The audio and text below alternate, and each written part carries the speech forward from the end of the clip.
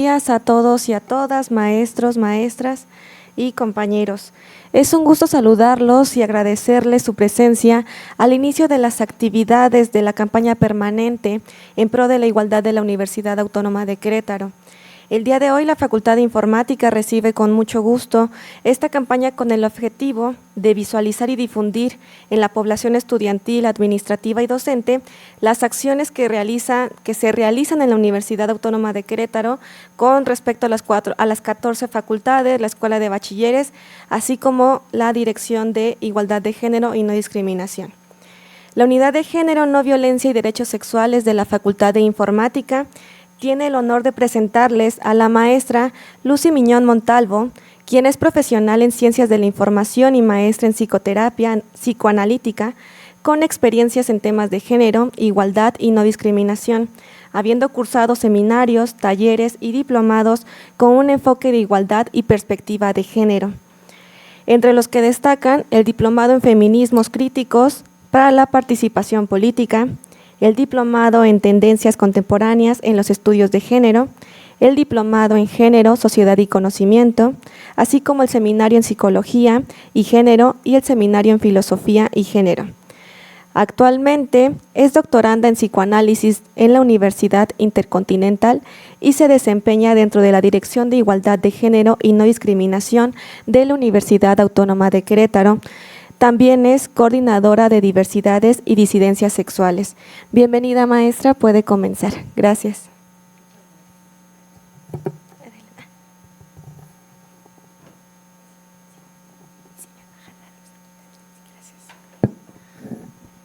Bueno, agradezco a la Facultad de Informática esta invitación para que pueda seguir en cada una de las facultades esta campaña permanente en pro de la igualdad. Y bueno, el objetivo es justamente visibilizar las diversidades y las disidencias sexuales al interior de la universidad, tanto en la comunidad estudiantil, en la comunidad administrativa y en la comunidad docente. Por ello es importante que ustedes estén sensibilizados en estos temas, independientemente si se adscriben dentro de la comunidad LGBT o no. Es importante conocer estos temas ya que son recordemos que el paro también surgió a partir de toda esta cuestión, fue como también surgió esta coordinación de las diversidades y es por ello mismo que tenemos que darles ese espacio para poderlo también conocer y también poder convivir desde las diferencias. Una hora para la conferencia, bueno, ya va corriendo, ya van 10:05, es muy corta, pero la idea es que se vayan con algún panorama para que conozcan más sobre el tema, para que tengan más curiosidad, fomenten más como esta cultura del conocimiento, desde dónde parten ustedes para tomar ciertas cuestiones o a veces cómo replicamos ciertos prejuicios en torno a las diversidades. Y pues para ello me remitiré precisamente a 5 conceptos claves y básicos que debemos de tomar en cuenta cuando hablamos de diversidad sexual. En ese sentido está el sexo biológico, género, identidad de género, expresión de género y orientación sexual. Y para ello vamos a empezar a ir hablando desde 2 conceptos que nos abonan mucho que en este sentido, que es el sexo y el género. Y bueno, vamos a empezar entonces con el primer concepto, sexo. Bueno, como ustedes saben, el sexo es la suma de características biológicas que faculta identificar el espectro de las personas como mujeres y hombres. Pero bueno, sabemos que el sexo no solo hace referencia a la apariencia de los genitales externos, ¿no? Como el pene y la vagina, ¿no? Sino que existen múltiples factores que lo determinan o que contribuyen a su determinación. Entre ellos, bueno, encontramos estos, que es el genético o el cromosómico, es decir, los extremos, como aquí podemos ver, XX en los extremos para mujer, XY en el extremo para el hombre. El gonadal, que hace justamente en estos extremos para las mujeres los ovarios y para los hombres los testículos. El genital, que a su vez se compone por una morfología sexual interna, es decir, en los hombres las vesículas seminales, la próstata, mientras que en las mujeres está la vagina, el útero y las trompas uterinas. Esa es la morfología sexual interna. La morfología sexual externa está por el hombre en ese extremo, el pene y el escroto, y las mujeres el clítoris y los labios mayores y menores. ¿Por qué me refiero a esto de extremos? Porque en realidad la hegemonía epistémica nos ha hecho creer que deben de cumplir tanto hombres como mujeres con estos 5 tipos de de factores para poder deducir si se trata de un hombre o de una mujer. Pero aquí en ese sentido están dejando afuera las personas intersex. No sé si ya habían escuchado antes el concepto de intersexual o intersex, si conocían este término. Anteriormente se les denominaba a estas personas como hermafroditas, pero es un concepto que ya no se usa, es un término peyorativo hablar de una persona como referirse como hermafrodita y se les conoce como personas intersex. Estas personas intersex pues presentan variaciones en sus cuerpos sexuados respecto al estándar de corporalidad femenina o masculina culturalmente vigente. Lo que acabábamos de ver no es que cumplan con todos estos factores determinados. Las personas intersex pueden tener variaciones justamente en sus cuerpos sexuados y pues en ese sentido me remito a unas fotografías que traigo de investigaciones hacia las personas que nacen con estas condiciones de intersexualidad. En ese sentido, pues cuando el sexo es asignado al nacer con base en la percepción de terceras personas que tienen sobre los genitales externos de alguien, es como deducen si se trata de un hombre o de una mujer, ¿no? Si le ven pene y testículos, es un hombre. Si le ven vagina y sus labios, es una mujer. Pero ¿qué pasa cuando nos encontramos con este tipo de características donde justamente pues aquí se ve pues que no se alcanzó a producir como tal un clítoris y al mismo tiempo tampoco como si tratara de verse como un pene atrofiado? Entonces, o aquí por ejemplo que parece que tiene testículos, pero no hubo ahí como desarrollo del pene, ¿no? Como tal, simula ser como un clítoris, porque no se desarrolló. Son estas variaciones que existen en las personas intersex y pues hay muchas variaciones en ese sentido.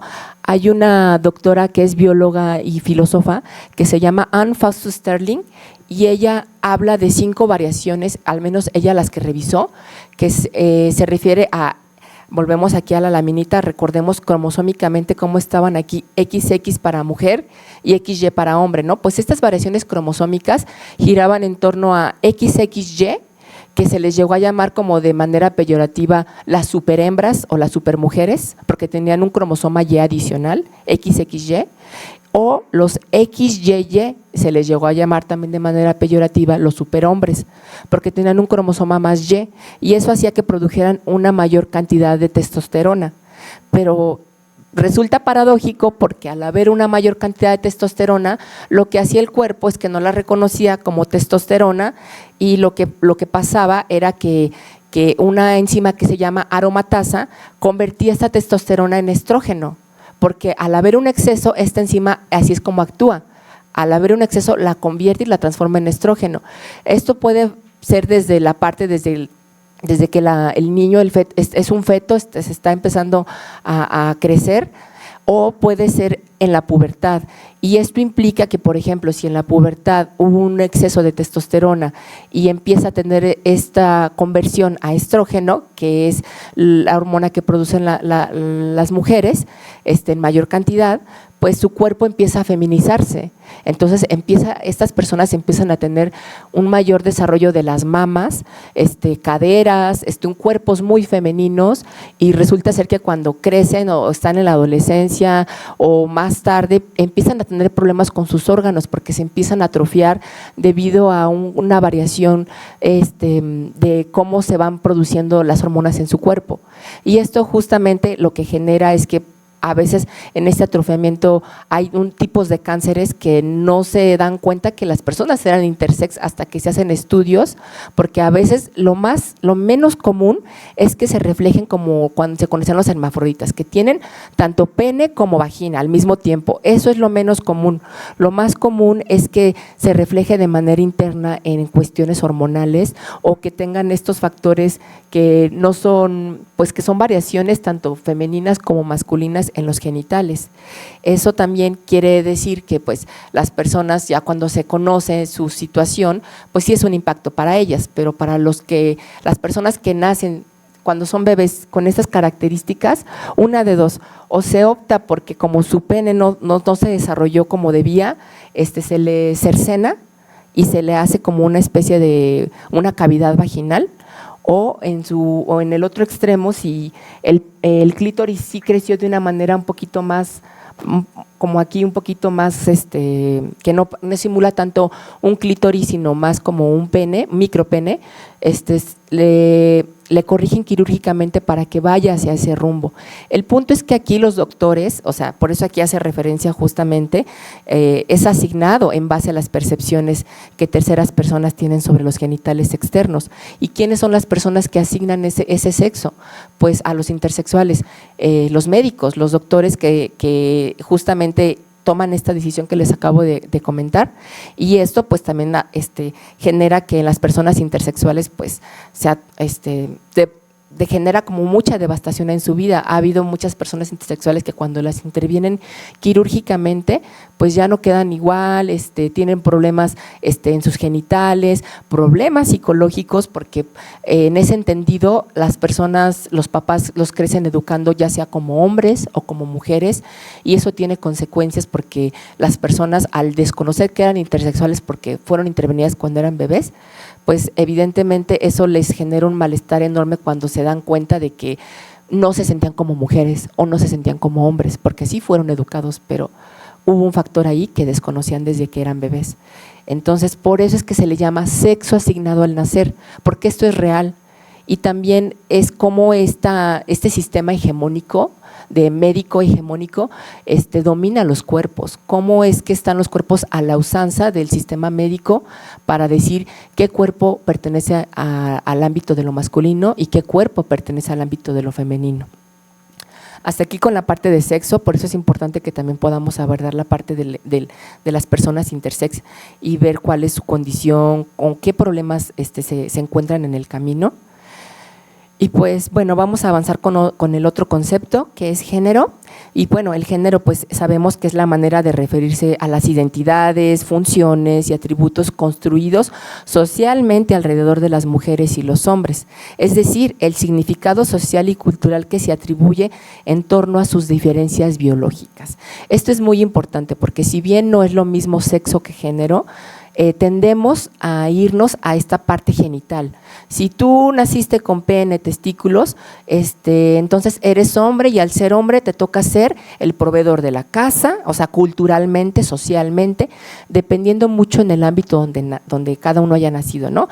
Pero este es en el general, en los estándares de los prejuicios y estereotipos que se replican en el día a día, ¿no? Hemos ido tratando de desmontar un poquito más eso, pero vamos a irlo trabajando más adelante.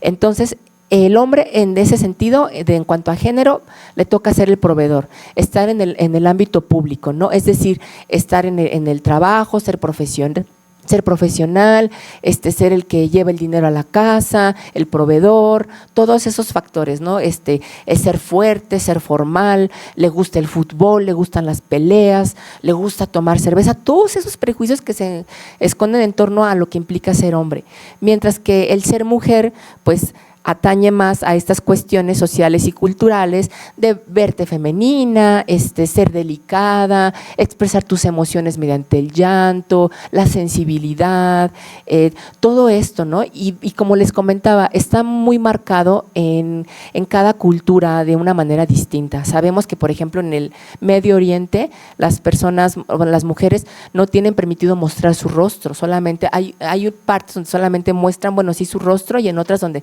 solamente muestran sus ojos, la mirada, porque está mal visto que una mujer pueda mostrar su cuerpo culturalmente, ¿no? Y cada cultura es distinta, pero de alguna manera se restringe tanto a hombres como a mujeres a expresar emociones, a expresar deseos. A los hombres, por ejemplo, está muy mal visto que un hombre llore, está mal visto que un hombre exprese sus emociones, está mal visto que un hombre se tenga contacto físico de alguna manera con otro hombre. Generalmente, ¿qué vemos en ese sentido? Vemos que cuando un hombre abraza a otro hombre es siempre con este contacto de hasta hace que se suene así el brazo y es más rudo, ¿no? No es un abrazo como lo podría dar entre una mujer y otra.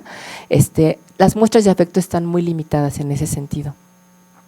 Y bueno, para continuar, les voy a mostrar alrededor de esta hora, que espero que me alcance el tiempo, 3 cápsulas pequeñas de video para que podamos ver estas diferencias, cómo se reflejan desde el momento en que venimos al mundo, desde el momento en que socializamos siendo niños y niñas y qué juguetes nos dan al respecto.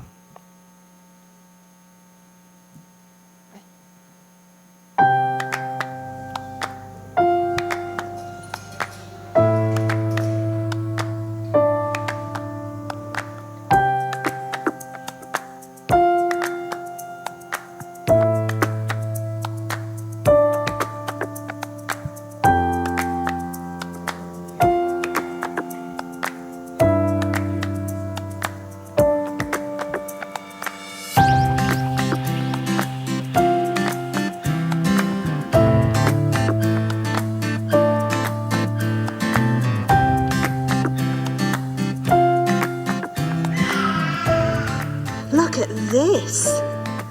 Look at this. Do you like a dolly? Shall we go for the dolly? There's a good girl. You're a good little girl, aren't you, Sophie? Look, what does this say? Sweet dreams.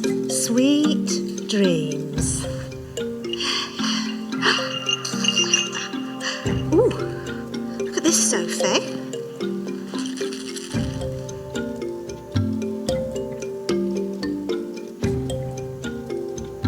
Meow, meow.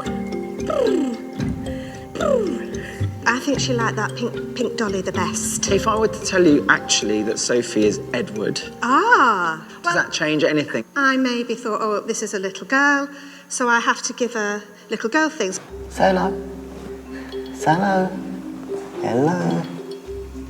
Hello. Come on. What's this one? What's that one do? Is that a robot? What about this? You like that one? What does this one do? Oliver. Oliver. You've gone for, you could say, boy toys for this boy. Possibly in my subconscious, but for me, I was just going for what was around me, but then perhaps my subconscious was automatically playing a trick on me that I was... If I tell you that he is actually a girl. Really? Yes. Oh, wow. That's really interesting. I suppose it's because of the stereotype. And then that changed your behaviour towards the child. It did. And your behaviour was quite directive. Did. 1, 2, 3. Ah. Beep, beep, beep, beep, beep. Do you want to see my robot? She's picked up the robot, the car, the puzzle game. And I think she's been much more physical in handling the child than the other adults have been with girls.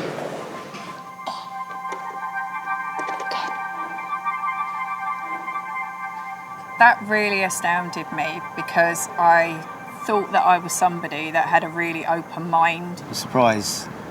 So I automatically went for the pink fluffy toy because I said it was a girl, so I was sort of stereotyping. I've always thought I was rather more open-minded than that, and I would think, you know, these are children's toys, whatever the gender. It will make me think the next time I'm with a child, so my niece or my nephew, to make sure that I am actually being sort of fair and equal with all of them, and just giving each child an opportunity to just be whoever they are. Bueno, es muy interesante este ejercicio que se hizo, que se realizó en torno a cómo se pueden ver estos prejuicios, porque al ver que es un niño se le dan juguetes como el carrito, los muñecos, que simulan más como esta parte del juego, del reto, los cubos, y a las niñas se les dan las muñequitas, este tipo de juguetes que también van en torno a los cuidados, en torno al trabajo doméstico, que es hacer la comidita, todo este tipo de juegos, y vemos cómo el cerebro cambia a partir de los 3 meses y se empieza a crear esta conciencia espacial en el caso de los niños por el tipo de juguetes que se le está dando. O sea, en realidad no es que los hombres tengan un cerebro masculino que sea apto para ciertas habilidades espaciales, matemáticas, las ciencias, sino que se le va encaminando con el tipo de juguetes hacia eso. Y lo mismo para las mujeres, no es que sean aptas para los cuidados y el trabajo doméstico, sino que se les va encaminando en función del tipo de juguetes. Por eso debemos de empezar a partir de ahí a poner que los juguetes no tienen género. Nosotras somos quienes les damos esos juguetes y empezamos a trazar ese camino y coartamos la posibilidad del niño o de la niña que pueda hacer lo que quiera hacer. Y bueno, en ese sentido, lo último que les acabo de comentar, pues tiene mucho que ver con este sistema binario sexo-género. ¿Qué es el sistema binario sexo-género? Pues es este modelo social y cultural dominante que considera que el género y el sexo abarcan dos y solo dos categorías rígidas, es decir, masculino-hombre y femenino-mujer. Si tú naciste siendo hombre, entonces tienes que ser masculino. Si tú naciste siendo mujer, entonces tienes que ser femenina. Solamente dos realidades para esta cuestión, y esto, pues sí, evidentemente reproduce muchos tipos de violencia, porque las mujeres que no son femeninas como este estándar que se quiere adoptar o que se pretende que adopten las personas, pues sufren violencia, son llamadas marimachas, son llamadas machorras, o sea, los hombres también, o sea, con nombres muy despectivos, porque se ven amanerados, porque son femeninos. Entonces, este modelo social y cultural empieza a encerrar mucha violencia. Por eso es que este sistema binario hay que empezar a visibilizarlo para después salir del mismo y empezar a ya no reproducir este tipo de violencias que se generan en torno a ello. This afternoon, we're going to draw people doing different jobs. And the first job we're going to draw is a firefighter. Have a think in your head what a firefighter looks like. Oh, we're doing the same. What's your firefighter called? Mine's called Firefighter Gary. Firefighter Stan. Firefighter Simon. He's big and strong. He's got a big helmet on. That's brilliant, isn't it? Next, we're going to draw a surgeon. Have you thought of a name for your surgeon? Jim Bob. Jim Bob. He's a brain surgeon. I think he would wear a stethoscope. He gives you medicine. That's his ambulance. Okay, next, we're going to draw a fighter pilot. This is his jet plane. He rescues people. He likes to do stunts in the air and stuff. Okay, now who would like to meet these people for real?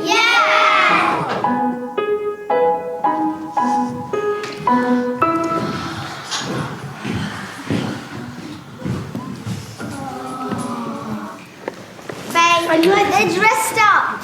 My name's Tamsin and I'm a surgeon in the NHS. My name's Lauren and I'm a pilot in the Royal Air Force. My name's Lucy. I'm a firefighter in the London Fire Brigade.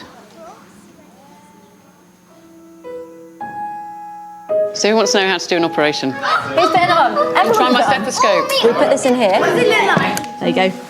Now you're a proper fighter pilot. So into your ears. Can you hear that? Yeah. It's really good. It's much better, yeah, it's much better than the kids' one.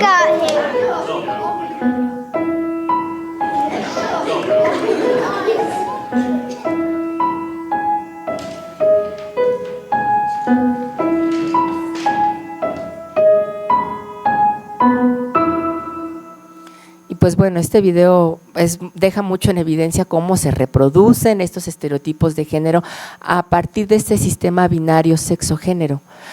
Cómo es que vemos que 61 dibujos representaron a hombres en profesiones y solo a 5 a mujeres, y el que vimos era una mujer haciendo trabajo doméstico. Entonces, inclusive la incredulidad de la niña cuando ve a las profesionistas, y ¿qué es lo que dice? Están disfrazadas. ¿Por qué? Porque en su imaginario no logra concebir que haya mujeres profesionistas. Por ello es que justifican que a partir de los 5 a los 7 años se empiezan a conformar estos estereotipos de género. Y bueno, vamos a avanzar con el tercer concepto, que es el de identidad de género. El concepto de identidad de género es la vivencia interna e individual del género tal como cada persona la siente profundamente.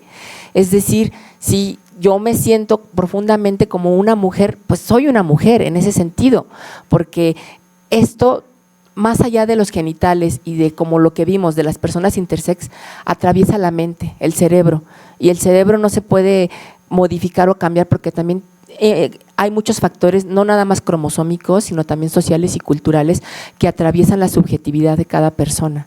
Por eso es que lo remarca así, la vivencia interna e individual del género, tal como cada persona la siente profundamente. Y en ese sentido, pues encontramos que hay personas tanto cisgénero como personas transgénero. Y bueno, para que también no se hagan muchas bolas al respecto o se embrollen tanto con estos conceptos, las personas cisgénero serán aquellas personas que se identifican con el género que les asignan al nacer. Se les llama cisgénero o cisexuales, es decir, que te identificas con el género o con el sexo que te asignan al nacer. Mientras que las personas transgénero no se identifican con el género o con el sexo que les asignan al nacer. Esta es la diferencia fundamental entre las personas cisgénero y las personas transgénero. Y pues aquí vemos este ejemplo. En este vamos a ponerle María. María, al verse al espejo, pues sí se identifica con este género que le asignaron o sexo que le asignaron al nacer. Entonces sería una persona cisgénero. Y en este caso, por ejemplo, Paco, se ve al espejo y no se ve como Paco, ¿no? O sea, no se identifica con el género o con el sexo que les asignan al nacer. Y en esto del género también van los nombres, ¿no? Nombres masculinos y nombres femeninos, ¿no? Pues él no se identifica ni cree que se llame Paco, ¿no? A lo mejor quiere que se le nombre de una manera distinta porque no se identifica con ello, y por eso es que están las personas transgénero o las personas transexuales, ¿sí? Entonces les voy a presentar una pequeña cápsula, no trae nada de texto. Es importante que podamos visibilizar las diferencias de las personas en las diversidades porque sufren mucha violencia y yo no puedo venir a decirles toda la violencia que sufren si ustedes mismos no la ven, ¿no? Este es el caso de una niña trans, de una de las infancias trans que pues pasa por esta violencia en su salón de clases.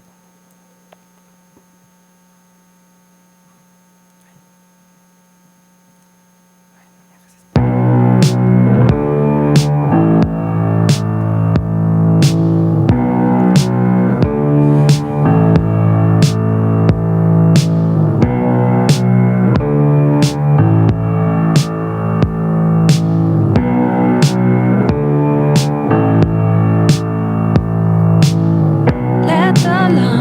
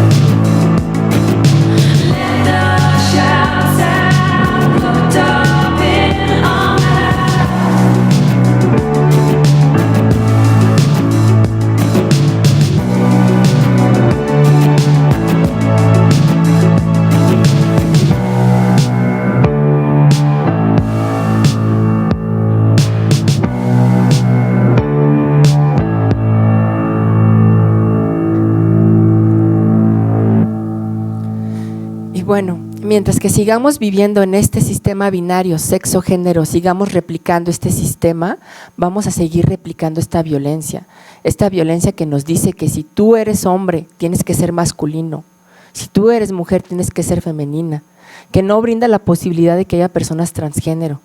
¿Por qué? Porque en este molde, en este sistema no encajan. Entonces, las mismas personas que estamos inmersas en este sistema, reproducimos esa violencia. Nos aseguramos que las personas que se salen de este molde, volverlas a meter con terapias de conversión, con comentarios que denostan el cuerpo, la sexualidad de la persona que está transitando a lo mejor quizá por este proceso. Desde los niños hasta los padres, los niños son los primeros en replicar los estereotipos con los que crecen. Por eso es importante que empecemos a reflexionar y cómo estamos, quizás si tenemos hijos, educándolos, o cómo estamos conviviendo en nuestros día a día con nuestros compañeros, con nuestras compañeras, de qué manera socializamos, si nuestra socialización gira en torno a romper estereotipos o seguimos replicándolos. Bueno, vamos a pasar entonces con el cuarto concepto, que es el de orientación sexual. Y bueno, como saben, la orientación sexual pues es esta atracción emocional, afectiva y o sexual que puede sentir una persona por otra, con la que puede establecer relaciones íntimas y o sexuales, ¿no? Y bueno, aquí vemos en esta imagen pues justamente que pues esto no nada más está emparentado con la heterosexualidad, sino que puede estar, hay una diversidad justamente de orientaciones sexuales que salen de este marco o de este sistema hegemónico binario sexo-género. Y bueno, aquí les voy a presentar una pequeña cápsula para hacer como un repaso. Generalmente en los talleres pues lo presto a que ustedes lo puedan participar, pero bueno, como es conferencia me voy a limitar a poder leerlo. Está emparentado tanto como con los conceptos de orientación sexual como con los conceptos de identidad de género. Y bueno, el primero señala que son las personas que han tomado la decisión de cambiar sus características físicas porque buscan tener una congruencia entre su género y su sexo. Pueden optar por una intervención hormonal, quirúrgica o ambas. Pues bueno, sería una persona transexual. Pasamos al siguiente. Persona que a nivel hormonal, cromosómico y o anatómico presenta características diversas a las que están definidas en los estándares para asignar sexo binario, es decir, hembra o macho. No siempre es evidente al momento de nacer. Algunas variaciones se manifiestan hasta la pubertad o la adolescencia y otras no se pueden conocer sin exámenes médicos. Esto sería una persona intersexual. Se refiere a las personas que sienten atracción erótica, afectiva y sentimental hacia otra persona sin importar el sexo. Esto sería una persona pansexual. Se refiere a las personas que sienten atracción afectiva, erótica y sentimental hacia otra persona de su mismo sexo. Esto sería una persona homosexual. Se refiere a las personas que sienten atracción afectiva, erótica y sentimental por hombres y por mujeres. Esto sería una persona bisexual y recordemos que en esta de la bisexualidad también están incluidas las personas trans, tanto hombres como mujeres. Personas que se identifican como mujeres y que pueden relacionarse afectiva, erótica y sentimentalmente con otras mujeres, las mujeres lesbianas. Y bueno, aquí también resalta que se identifican como mujeres porque también están las mujeres trans. Y hay mujeres trans que en su identidad de género son trans, pero en su orientación sexual son lesbianas. Ahorita vamos a ver un poquito más esto, parte de los estereotipos o de los prejuicios que existen en torno a ello. Se utiliza para referirse a aquellas personas que por su apariencia física es difícil determinar si son hombres o mujeres, las personas andróginas. Y por último, las personas que pueden relacionarse afectiva, erótica y sentimentalmente con personas del otro sexo, pues bueno, en este marco, pues las personas que representan a más de la mitad de la población es la heterosexualidad, ¿no? Las personas heterosexuales, que no siempre tenemos que estar casados con que si la mayoría son personas heterosexuales, tú tienes que asumirte afectivamente con personas del otro sexo. Y bueno, no sé si ustedes conocían este acrónimo, el acrónimo LGBTI+, representa justamente a la comunidad LGBTI+, que hace fuerza, es decir, a las lesbianas, gays, bisexuales, transexuales e intersexuales, más lo que se sumen en cuanto a las orientaciones e identidades sexuales, que se salen de esta hegemonía de este sistema binario sexo-género. Justamente esta comunidad LGBT hacen comunidad porque hacen resistencia a todos estos estigmas y prejuicios que la sociedad les impone o les limita con estos señalamientos, porque se salen de este estándar de lo masculino y de lo femenino. Y pues para ello voy a permitirme leer algunos principales mitos y prejuicios que existen en torno a las personas LGBTI+. Uno de ellos sería: todos los hombres afeminados son gays y todas las lesbianas son unas marimachas. Pues este es un prejuicio, evidentemente, porque sabemos que así como hay hombres afeminados, también hay hombres muy masculinos, y que uno pensaría que porque se ve muy masculino es un hombre heterosexual, pero también hay hombres masculinos que son gays y hay mujeres que son muy femeninas que son lesbianas. No nos casemos con este prejuicio y con esta idea de que si vemos a una persona que se comporta de una manera afeminada, pensar que su orientación sexual sea homosexual. A lo mejor no lo es, a lo mejor es su manera de expresarse, pero si seguimos casándonos con este prejuicio, con este estereotipo, siguiendo en este sistema binario sexo-género, pues vamos a seguir pensando que la mujer que sea un poco más masculina va a ser lesbiana, va a ser marimacha, con esos prejuicios que denostan su calidad de vida, porque finalmente al ser señalada, pues evidentemente se le limita en cómo pueda desarrollarse en su día a día. Otro prejuicio: todas las personas trans quieren hormonarse y operarse. Pues evidentemente no. También sabemos de las personas transexuales que también no tienen por qué caer en esta hegemonía de los cuerpos. Hay una filósofa que se llama, es filósofo, se llama Paul Preciado, antes se llamaba Beatriz Preciado, transicionó, es un hombre trans, y Paul Preciado habla de la industria farmacopornográfica, de cómo nuestros cuerpos, inclusive en las diversidades sexuales, tienen que asumirse de un modo, de una característica. Si tú te sientes una mujer o si tú transicionaste porque eres una mujer trans, tienes que ser voluptuosa, tienes que tener caderas, tienes que ser súper femenina. Esto es volverse a casar con la idea de este sistema hegemónico, cis heteropatriarcal, que te dice que entonces si tú decidiste ser mujer tienes que ser la mujer más femenina, volviendo a replicar este sistema binario sexo-género. Otro estereotipo sería: los gays quieren ser mujeres y las lesbianas quieren ser hombres. También es un prejuicio, un estereotipo, porque ahí están revolviendo el concepto de orientación sexual con el de identidad de género. Una cosa es lo que a ti te gusta, por eso eres homosexual o lesbiana, y otra cosa es tu identidad de género, si tú te sientes mujer o te sientes hombre. Eso no quiere decir que porque te gustan, si tú eres hombre y te gustan los hombres, vas a ser una mujer trans. Eso no tiene nada que ver. Por eso es importante ir diferenciando los conceptos para no caer en estos prejuicios. Otra también que dicen: la bisexualidad no existe, es solo una fase. Esto también luego se usa mucho en esta parte de los hombres, cuando hay hombres que se dicen bisexuales y que dicen: no, pues es que él dice que es bisexual, pero no quiere admitir que es gay, porque en realidad es gay. La bisexualidad existe, no se trata de una fase. Y existe en mayor o menor medida de que a lo mejor a una persona bisexual le podrán gustar más los hombres y un poquito menos las mujeres, pero no es una fase, existe tal como en sus variaciones de orientación sexual.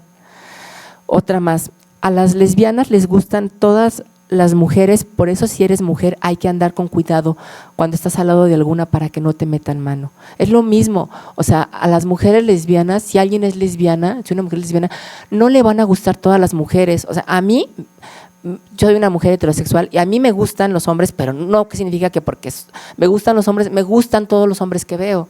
Lo mismo aplica tanto para las mujeres lesbianas como para los hombres gays.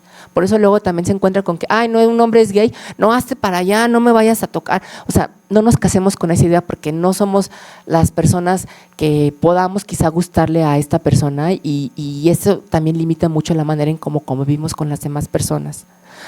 Otra más: las personas trans han nacido en un cuerpo equivocado. Bueno, las personas trans anteriormente pensaban que sí habían nacido en un cuerpo equivocado porque vivían en este sistema binario sexo-género. Entonces, si les había tocado nacer con genitales masculinos, con pene, con testículos, con próstata y todo ello, con desarrollar vello, pues entonces decían: me tengo que amoldar porque nací en un cuerpo equivocado. Pero si se rompiera este sistema binario sexo-género, no tendrían por qué sentirse que nacieron en un cuerpo equivocado. simplemente hacer lo que mejor les parezca en su transitar de su orientación sexual, de su identidad de género, de su vida sexual como tal. Otro más, en una pareja de gays, uno hace de hombre y otro de mujer, pues volvemos a ver cómo es que este sistema binario sexo-género inclusive se quiere meter a las diversidades. ¿Por qué? Porque entonces si tú decidiste formar una pareja siendo homosexual, entonces alguien tendría que ser el rol de mujer en esta parte del cuidado, de hacer los trabajos domésticos, y alguien tendría que hacer el trabajo del hombre en esta parte de ser el proveedor, de ser el masculino, de ser el que lleva el control y toma las riendas, y esto no tiene nada que ver con que si una persona homosexual es pasiva o activa. Esos son roles que se dan en su sexualidad, en su intimidad, y no tiene por qué estarse casado que, es que si él tiene el rol pasivo, entonces también tiene que hacer el cuidado, los trabajos domésticos y ser femenino. No necesariamente, puede tener un rol pasivo en su intimidad y ser una persona en su día a día masculino, ser fuerte. O sea, no nos casemos con esas ideas. Otro más, si demuestras afectividad hacia alguien del mismo género, eres homosexual. Pues esto está más emparentado con los hombres. Desafortunadamente los hombres, como les comenté en un principio, no se permiten vivir estas emociones, estos afectos, porque desde que son pequeños se les instruye que ellos solamente, la única manera en que pueden demostrar afecto es por medio de la ira, por medio del enojo, por medio de la violencia. Es la única manera, no pueden permitirse el llanto, porque si no ya se está hablando de un hombre que está afeminado, que es sensible y probablemente que le gusten otros hombres. Eso es totalmente un prejuicio. Voy a avanzar con un pequeño video porque si no me alcanza el tiempo, ya voy tomando el tiempo, faltan 15 minutos. Hola, soy Mariko Carmona y soy trans no binaria. No binaria.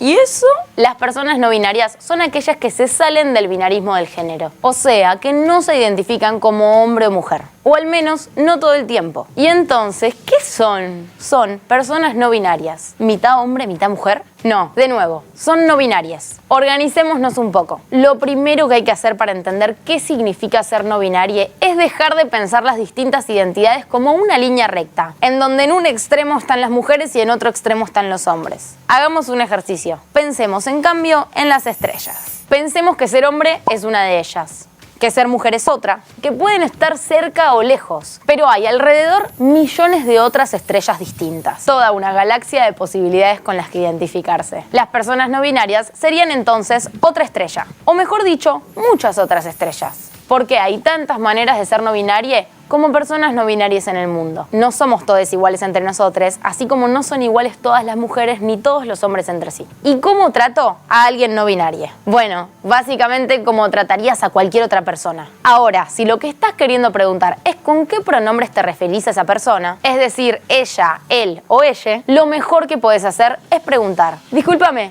¿qué pronombres usás?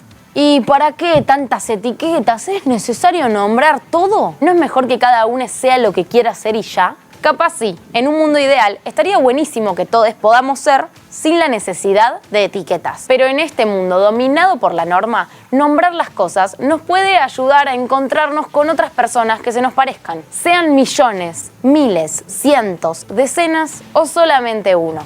Es importante encontrarnos, saber que existimos, que sepan que existimos. Y bueno, para ir avanzando, pues la heteronormatividad justamente señala que debemos de tener impuesta históricamente esta obligación de dirigir nuestro deseo sexual hacia el género opuesto. Y pues esto justamente va jerarquizando la sexualidad entre los que son heterosexuales y los que son homosexuales, lesbianas. Los que son heterosexuales no son cuestionados por ser heterosexuales.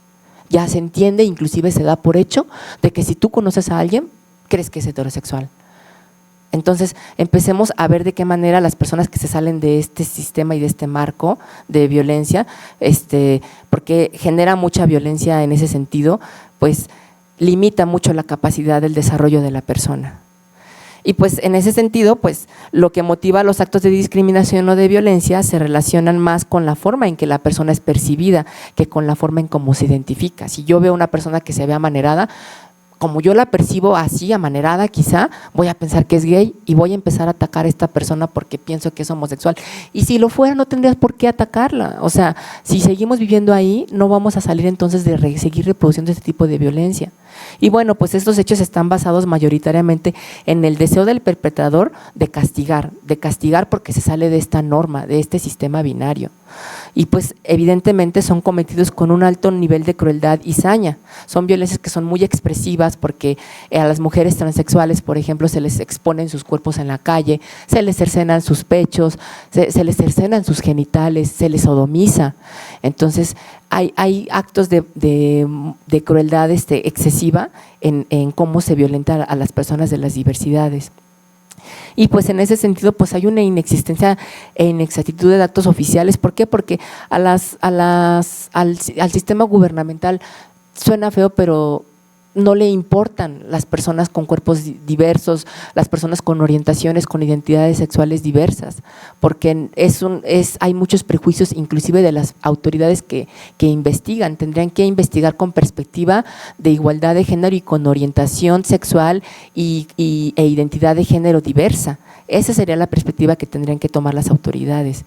Las personas pues obviamente no son capaces de denunciar las agresiones de las que son víctimas porque pues no las reconocen como tal, creen que lo merecen, o sea, creen que si de alguna manera son empujadas o son ofendidas es porque pues sí se salen de este marco normativo y pues creen que hasta cierto punto es justificable. Las familias y también las amistades de las víctimas pues no las denuncian debido a los altos índices de prejuicio y hostilidad con las mismas autoridades. Ir al Ministerio Público y dar cuenta de lo que le pasó a un familiar que es de las diversidades es exponer también a que sean juzgadas inclusive por las mismas autoridades. Y pues se han estimado que las estadísticas disponibles podrían reflejar solo 1/3 de los delitos que en realidad ocurren en el país. Y pues sí, es triste ver que en realidad estas cuestiones se reproducen y que el mismo sistema no toma cartas en el asunto para que esto tenga consecuencias para las personas que lo hacen. Y pues bueno, aquí vemos cómo es que está el último concepto, que es la expresión de género, cómo es que uno puede expresar su género de una manera y otro puede expresar su género de otra manera muy distinta, y eso no lo hace que sea, por ejemplo, una persona trans. Probablemente puede ser una persona trans, probablemente puede ser una persona no binaria, probablemente puede ser una persona también intersex que tiene características andróginas. No, o sea, esa es una expresión como esta persona se siente, independientemente que tenga barba o no, porque es volver a estar en este sistema hegemónico de poder del binario. Voy a dar ahorita al final 5 minutos para preguntas y respuestas, me quedan 4 minutitos. Y pues bueno, no sé si han visto también estas fiestas de la revelación del género, de la develación del género. Son muy típicas, yo me he dado cuenta que son más típicas como en Estados Unidos, pero hay en México quien las reproduce. Y pues bueno, ¿no? Si es niña, sale la bengala rosa, ¿no? De color rosa. Y si es niño, sale de color azul. ¿Qué implicaciones tiene esto? Este video dura 1 minutito, ya terminamos. As a girl, I'm expected to be your little princess. As a boy, I'm expected to be your hero. I'm supposed to play with dolls and look pretty. I'm supposed to play sports and act tough. Crying makes people think I'm hormonal. Crying makes people think I'm weak. If I spend more time at work than at home, I lack devotion. If I spend more time at home than at work, I lack devotion. People will question my sexuality if I choose to join the army. People will question my sexuality if I choose to be a nurse. I'm expected to define myself as a boy or as a girl. La gente espera que me defina como niño o como niña, ¿sí? Y siempre está esta de qué será niño o niña, y en estas fiestas de la develación de género, ¿qué va a ser, no? Y todos los prejuicios y estereotipos que vimos que en el niño se representa. Si soy niño, se espera esto, si soy niña, se espera esto otro. ¿Y por qué no en lugar de esto? Bueno, este es un meme que lo recopilé de Facebook, que me pareció muy, muy pertinente ponerlo aquí. En estas fiestas de la develación de género, es un bebé, simplemente. Dejemos que sea lo que quiera ser. Y no es que le estemos inculcando lo que pues también las corrientes, los detractores llaman ideología de género. No es una ideología de género, es darle la libertad al niño o niñe que sea lo que quiera hacer. Y pues con esto me quedaría para cerrar con esta frase que dice, ¿es niña o niño? No lo sabemos, aún no nos lo ha dicho. No se trata ya de definir lo que se es, sino de localizar en cada momento dónde, en qué posición marginal de resistencia al régimen se está. Eso es ser queer, eso es ser disidente. Y aunque seamos heterosexuales, cisgénero, y aunque no nos asumamos como parte de las diversidades, podemos ser disidentes desde el momento en que cuestionamos este sistema binario sexo-género. Muchas gracias.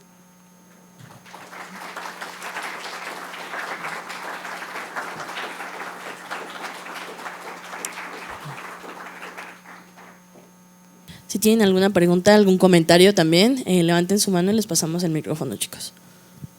¿Alguien por acá atrás, en medio?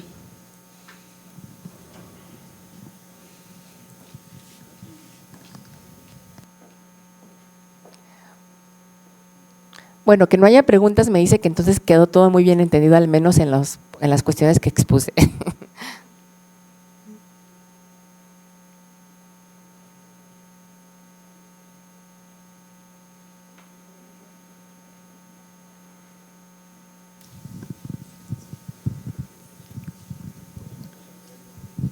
¿Qué tan frecuente es que a las personas intersex se les adecúen sus genitales para conformar estos roles de sexo biológico de masculino y femenino? En este momento ya no es tan frecuente porque ya hay hay mucha resistencia desde las diversidades, en este caso particular, desde las personas intersex, ya hay muchos colectivos, a lo mejor no están muy visibilizados porque también son minoría, pero no significa que el hecho de que sean minoría no puedan acudir a justamente replantear sus derechos a que, aunque los padres estén en desacuerdo porque quieren que su hijo permanezcan de alguna manera adecuado a un sexo o al otro, ya hay leyes que justamente limitan esta posibilidad porque ha habido casos donde al cercenarles o modificarles los genitales, hay accidentes, se les hizo una mala intervención quirúrgica, ya no quedan bien y terminan quitándose la vida. Entonces esto también es un acto de, además de crueldad y de violencia, que expone su vida y su desarrollo a nivel adulto. Ya en este momento ya no estamos tanto en esta época que se puede tomar libertad si el consentimiento del papá y de la mamá está disponible, ya no se puede hacer, tiene que pasar por un proceso riguroso en el que se establezca justamente si esto posibilitaría o limitaría la calidad de vida de la persona que va a ser intervenida. A veces se les tiene que intervenir solamente, sí, solo sí necesariamente, si hay una cuestión que interfiera con, por ejemplo, orinar, con este tipo de cuestiones, con a lo mejor defecar, porque quizá está más abajo donde los genitales, donde está la parte donde también defecan y eso genera que pueda haber alguna infección. Entonces, todos esos detalles que sí puedan limitar quizá desde un ámbito médico el cuerpo de la persona, solamente se interviene de esa manera. Muchas gracias.